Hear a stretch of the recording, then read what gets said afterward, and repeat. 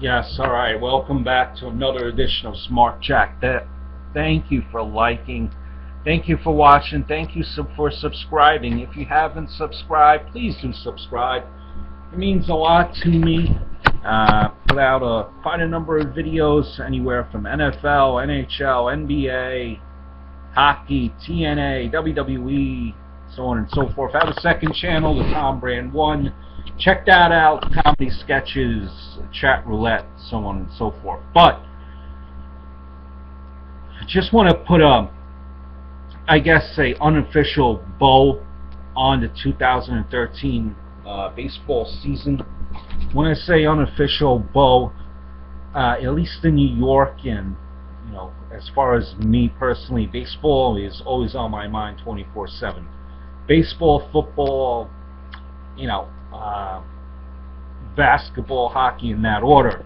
But I just want to go over some of the key highlights or some of the key memories, at least in my opinion, for 2013. And obviously, please let me know what some of your highlights are from the past year that was.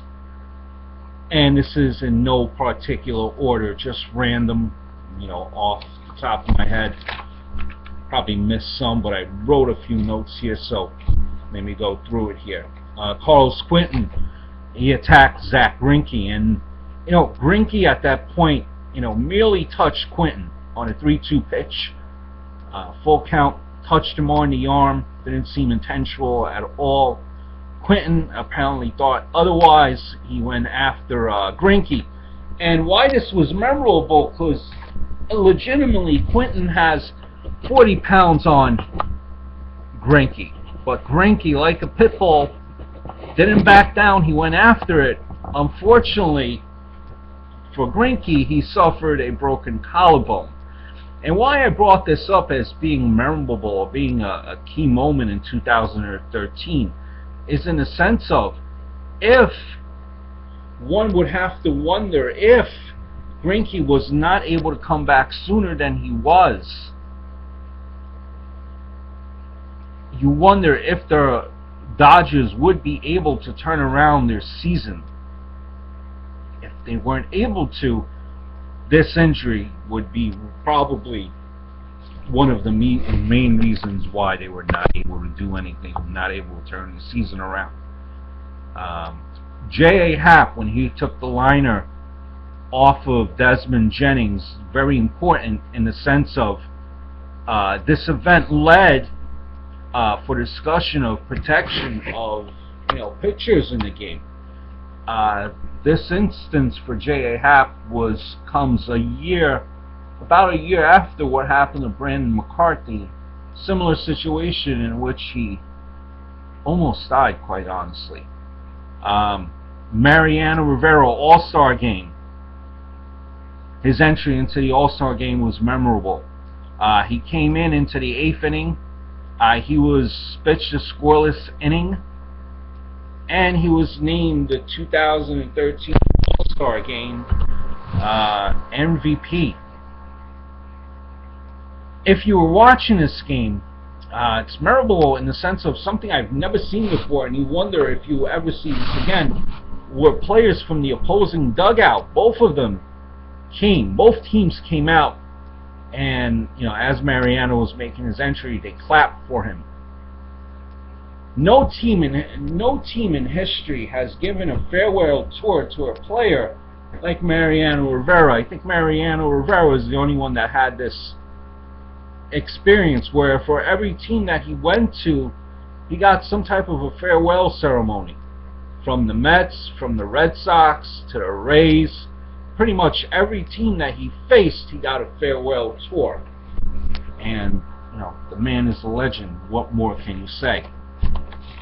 You also had here, as I'm cruising through the notes, and again, feel free to leave me messages, comments, or your thoughts on memorable moments of 2013. Ryan Braun got a 65-game ban. If you remember, Ryan Braun tested for steroids in 2011. He would have been suspended, but he challenged it, saying that he was not guilty, not using steroids, and that he blamed it on some type of conspiracy, and it ultimately went to court, And ultimately they were able to poke holes in the handler who was handling the specimen, saying that he tampered with the evidence. Now obviously this was just a ploy by the Braun defense team, and it worked because it was proven that this person who had this specimen of Ryan Braun did not handle it correctly. Now, Ryan Braun saying he was framed, didn't do anything, so on and so forth, and now, 2012, he takes a 65-game ban. He didn't make his situation better by saying, as he was suspended, that this situation has taken a toll on me. Why, gee, Ryan, how about the poor man that lost his job because of you? He blamed him for your positive testing in 2011. Also, if you ever had any thoughts about the relationship with the New York Yankees and A-Rod, after you heard this statement during the year, you kind of knew where both sides stand, or at least how the Yankee general manager feels about A-Rod. A-Rod went on Twitter. Just imagine all the hate that this guy gets on Twitter. He went on Twitter and he tweeted out that he's beginning he gave an update on his rehab process. Upon Brian Cashman learning of this, he said that it's the Yankees' job to announce any rehab updates, and Alex should just shut the F up. Jake Peavy was also traded from the White Sox to the Red Sox, and this was a key memorable moment in the sense of the Red Sox were able to solidify the back end of the rotation and ultimately on their way to winning a championship. Speaking of playoffs, Pirates making the playoffs for the first time in what seems like forever. Key moment. I mean, what's going to happen in 2014? What's next? The Cubs winning a World Series? Who knows? MLB also announced in 2013 that for 2014 they plan on expanding their replay, which including managers' challenges, similar to football. And this is a vote that will be in the off season. Charlie Manuel was also let go. Skipper since 2005, led the Phillies to 5 NL East titles.